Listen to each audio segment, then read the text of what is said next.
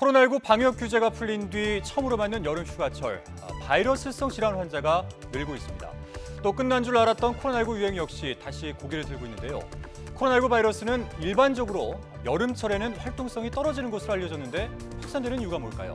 자, 먼저 7월 둘째 주 코로나19 신규 확진자 수를 살펴보겠습니다. 자, 18만 6,900여 명, 전주보다 22.2%나 늘어난 수치입니다. 최근까지 하루 확진자는 1, 2만 명대를 유지했지만 지난 11일 3만 1,224명을 기록하면서 지난 1월 27일 이후에 그러니까 165일 만에 3만 명을 넘어선 겁니다.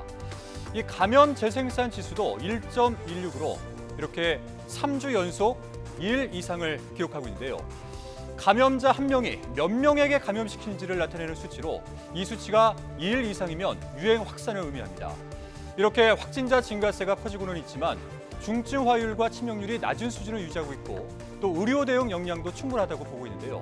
자, 다만 격리 의무 해제 후 증상이 있어도 검사를 받지 않는 사람이 많을 것으로 예상되는 만큼 이 숨은 감염자를 포함하면 실제 확진자 규모는 더 클 가능성이 있습니다. 그렇다면 왜 확산되는지 이 원인을 살펴보겠습니다. 먼저 확진자 격리 의무가 사라지면서 마스크 착용 의무가 해제된 상황이 주요 원인으로 꼽히고 있습니다. 방역 의식이 풀린 틈을 타서 코로나19가 다시 고개를 드는 것이라는 평가가 나오고 있는데요. 또 기존에 접종한 백신의 면역력이 떨어질 때가 된 것도 문제입니다. 코로나 백신은 접종한 뒤에 6개월에서 1년이 지나면 효력이 사라지는데 고령층의 경우에는 지난해 말에 대부분 백신을 접종했습니다. 자, 여기에 여름 휴가철을 맞아서 해외로의 이동 그리고 야외 활동이 늘어난 영향도 큰데요. 특히나 덥고 습한 날씨 탓에 에어컨을 켜고 밀폐된 환경에서 생활하는 시간이 늘어나면서 확진자가 증가하는 상황이 발생하기도 합니다.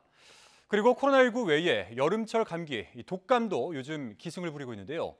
고열과 인후통을 동반하는 아데노바이러스 환자도 높은 발생률을 보이고 있는데 특히 1세에서 6세 위주로 환자가 급증을 해서 주의가 필요합니다.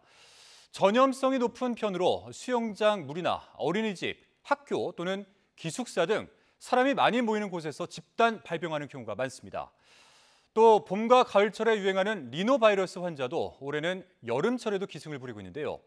영유아의 경우에는 폐렴으로도 악화될 수 있어서 주의를 기울여야 합니다. 예년과 달리 올해 여름에는 독감과 같은 호흡기 감염병이 계속 유행하면서 어느 때보다 손 씻기와 환기, 또 기침 예절 지키기 등 이렇게 개인 위생 수칙을 지키는 게 중요해졌습니다. 독감은 일반 감기와 달리 휴식과 수분 공급만으로는 증상이 호전되기 어렵기 때문에 고열과 기침, 몸살 등의 증상이 나타난다면 48시간 안에 의료기관에 찾아서 진료를 받는 게 필수입니다.